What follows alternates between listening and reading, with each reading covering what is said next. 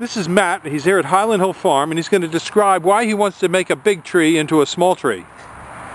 Okay, so this is a, what is that, 20-foot tall hornbeam, American hornbeam.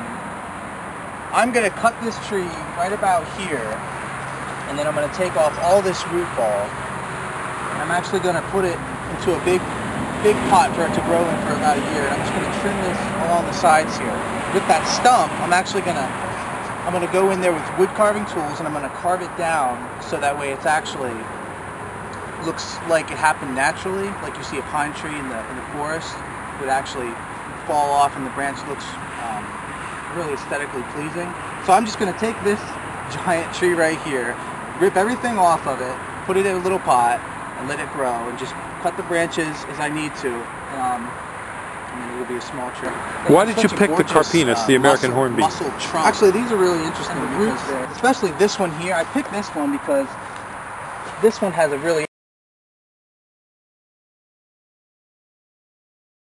interesting trunk. I'm going to cut it right about here, like right below where this fork is, and they have such a nice root spread, which looks like a giant tree, and that's the whole idea when you make a bonsai, is you want it to look like a tree that's been there for eons. Yes, and you do that by choosing a really interesting tree that has a really big root spread at the bottom.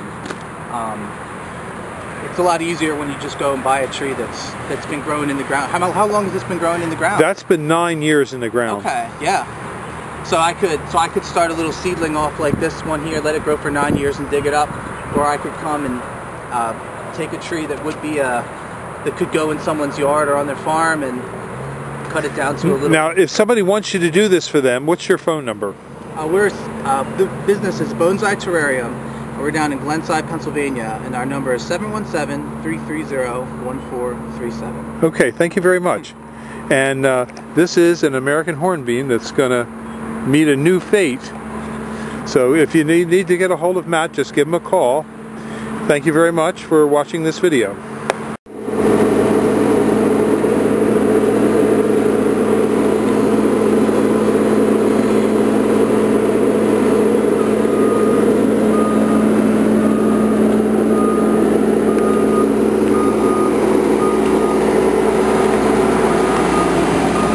You can see it started to root out. It's a very hardy tree, the American hornbeam. It's a native.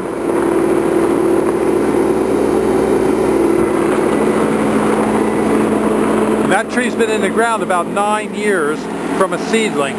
We also sell the seedling of the American hornbeam. So if you need a seedling, give us a call for that as well. But normally on seedlings we sell them in multiples of 100. I'll cut it right here in these two parts because I can go back later and cut that. Okay, so you're going to cut right?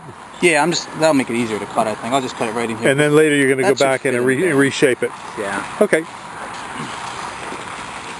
Go ahead. So I decided to cut it up here, right where it forks, because it'll be easier to cut with the handsaw. And then later when I get home, I'll actually cut it. I'll cut it down here, and then I'll carve it with a Dremel or a die grinder or something to make it kind of fit in. And I guess now let's get started. Okay.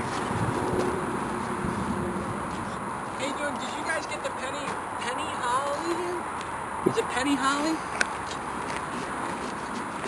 You had called about some hollies? No, my wife was up here and she said you weren't getting... Sky pencil. Sky pencil. Is that them, like the things that... Yeah, they'll be in next Thursday or Wednesday. Thursday. Yeah. Alright, I'll be back. That's Sky pencil, yep. Thank you. Yep. They're a holly, right? Yes. Okay.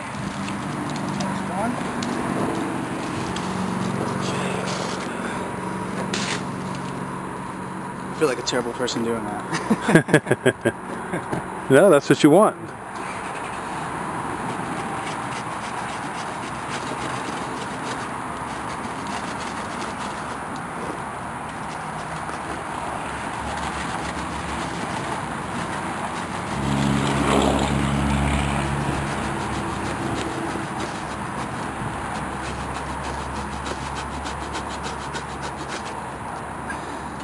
The wood from these trees is pretty hard.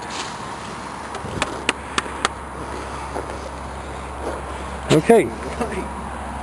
That's how you make a big tree into a small tree. Yeah, and then I'll take it home and I'll just cut back a lot of these, and then it'll bud back on the inside there.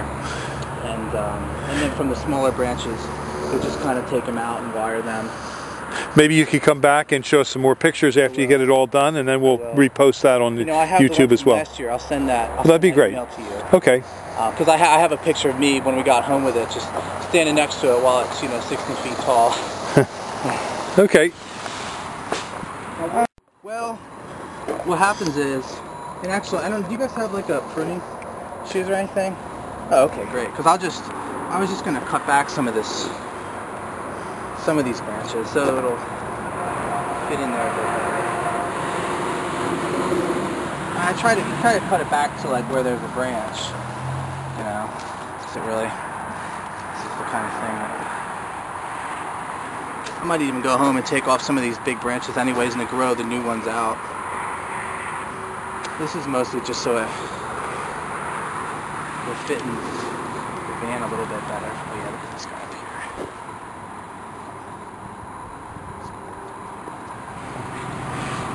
And actually, one of the things